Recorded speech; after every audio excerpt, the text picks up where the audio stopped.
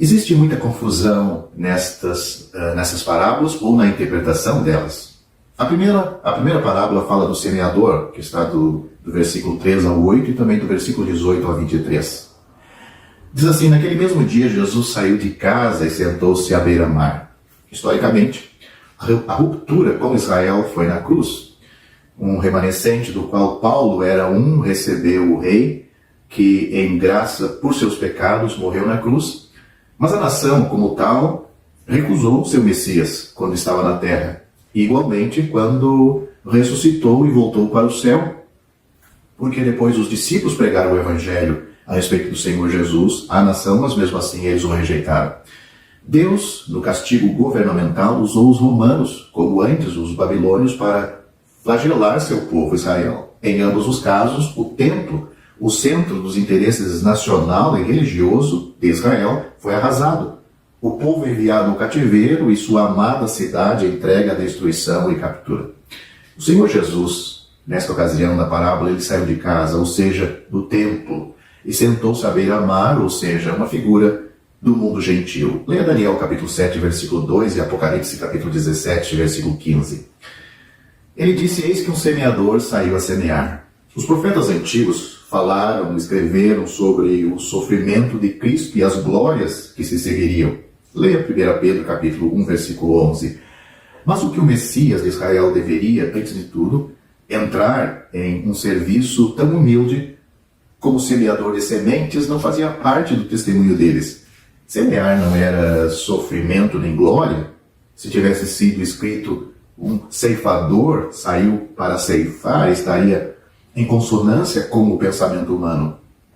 Mas sair para semear era de fato uma ação nova e necessária pelo estado do povo da nação de Israel.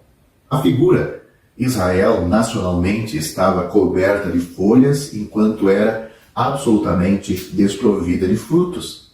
Você pode ler isto dito pelo próprio Senhor Jesus em Mateus capítulo 21, versículo 19. Depois de séculos de cuidado e cultivo, a vinha de Israel não deu fruto para Jeová. Portanto, o reino de Deus foi transferido para os gentios. Leia Mateus capítulo 13, este capítulo das parábolas dos mistérios do reino, versículo 45. Agora, para que frutos fossem colhidos de judeus e gentios, o Senhor deveria fazer uma obra para produzi-lo. Ele semeou durante seu ministério pessoal na terra. A colheita ainda está por vir, mas tão certo quanto ele semeou, ele colherá. Esta parábola, com a explicação que a acompanha, também é relatada em Marcos capítulo 4 e Lucas capítulo 8. Mateus chama a semente de a palavra do reino. Marcos fala dela simplesmente como a palavra. E Lucas como a palavra de Deus. Além destes, a semente pode ser considerada como a palavra da salvação, como temos em Hebreus capítulo 2, versículo 3. Nesta primeira e fundamental das parábolas, ou seja, do semeador, aqui em Mateus capítulo 13, há 4 lançamentos da semente, ou talvez 4 corações que recebem a semente. No primeiro não há resultado. Nas 3 que se seguem há um certo resultado. É apenas no quarto, entretanto, que resultados permanentes seguem a recepção da semente semeada em boa terra, ou seja, no quarto coração. O ouvinte à beira do caminho, versículos 4 e 19 de Mateus 13, é o caso mais comum de todos. A palavra é pregada, a pessoa ouve. Pode haver certo efeito produzido, mas é apenas transitório, pois Satanás está ali para arrebatar a semente antes que ela encontre alojamento no coração. Essa classe de ouvintes é numerosa e pode ser encontrada em todos os graus da sociedade, do mais alto ao mais baixo. As aves que comeram a semente apontam para uma agência satânica ou um agente satânico. Note o versículo 4, mas o próprio Satanás é a verdadeira fonte de quase universal descuidado e indiferença a respeito da palavra de Deus pelo ouvinte. Note o versículo 19 aí de Mateus 13. O caráter moral do grande inimigo de Deus e do homem é referido em sua designação descritiva como o iníquo. quanto a quem ele é, não pode haver dúvida, pois Marcos capítulo 4, versículo 15 o chama de Satanás e Lucas capítulo 8, versículo 12 de o diabo. O ouvinte pedregoso que está nos versículos 5, 6, 20 e 21 é um avanço sobre o primeiro. Neste caso, a palavra é recebida com alegria, mas não é de alegria que o pecador precisa, é de paz com Deus sobre seus pecados. O santo é chamado à alegria, o crente é chamado à alegria, o pecador é chamado à paz. Portanto, neste caso, o coração é realmente tocado, os sentimentos são despertados. Talvez a pessoa chora, mas a palavra foi recebida sem nenhum exercício de consciência, nenhum senso de pecado sentido. As almas nunca devem ser apressadas em uma confissão no nome do Senhor. Há uma quantidade imensa de trabalhos meramente superficiais no exterior.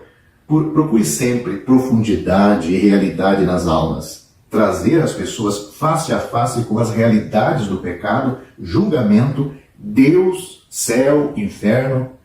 Buscar mais qualidade do que quantidade. É isso que nós aprendemos nesse segundo coração, nesse segundo tipo de pessoa e de pessoas. Pressione a necessidade de arrependimento para ver o que sai desse tipo de pessoas. Temos também o terceiro ouvinte, que é o dos espinhos. Está nos versículos 7 e 22. Também está à frente do ouvinte do solo pedregoso. Os ricos e os pobres constituem este numeroso grupo de ouvintes infrutíferos e improdutivos. Os muitos cuidados dos pobres e as riquezas enganosas dos ricos sufocam igualmente a palavra. Se o Senhor lhe deu riquezas, derrame-as aos pés de seu adorável Salvador, dizendo para ele: digno é o Cordeiro que foi morto de receber poder, riqueza, sabedoria, força, honra e glória e bênção. Como nós temos os crentes falando isso ao seu Senhor em Apocalipse capítulo 5, versículo 12. Se você está sobrecarregado de cuidados, lance tudo sobre ele também, pois ele cuida de vocês, diz 1 Pedro capítulo 5, versículo 7. Então, não se preocupe com nada, mas em tudo, pela oração e súplica, com ação de graças, façam conhecer os vossos pedidos a Deus. Filipenses capítulo 4, versículo 6. Mas como lemos, o ouvinte entre espinhos não dá fruto duradouro. Temos o bom ouvinte, nos versículos 8 e 23, é um cumpridor da palavra e não apenas um ouvinte. Tiago descreve o bom ouvinte nestas palavras: aquele que atenta bem para a lei perfeita da liberdade e nela persevera. Não sendo ouvinte esquecido, mas fazedor da obra, este será bem-aventurado no seu feito. Está em Tiago capítulo 1, versículo 25. Mas alguém pode perguntar por que é descrito aqui nesta parábola como um bom terreno este que aceita a palavra e é salvo? Simplesmente porque foi preparado pelo Espírito Santo. Então o fruto é produzido na proporção em que a sujeição de coração e consciência fez a palavra. Nisto é glorificado meu Pai, em que deis muito fruto, diz o Senhor Jesus em João capítulo 15. Em Mateus, a quantidade de frutos produzidos é de 100 a 30 vezes, enquanto que em Marcos é de 30 até 100. A obra do semeador foi perfeita. Nem houve defeito na semente, mas o fracasso e o declínio em não manter o alto padrão são sugeridos em Mateus, enquanto que em Marcos a quantidade crescente mostra o progresso na alma e da vida de alguns. O fracasso dispensacional e o ponto central do primeiro evangelho está no primeiro evangelho. Avanço moral é a lição do segundo evangelho, ou seja, estamos falando de Mateus e Marcos. Três coisas caracterizam esta classe de ouvintes frutíferos. Eles entendem a palavra, eles recebem a palavra, eles guardam a palavra. Para essas e outras distinções interessantes, você pode ler Mateus capítulo 13, Marcos capítulo 4 e Lucas capítulo 8, comparando essa parábola desses três evangelhos.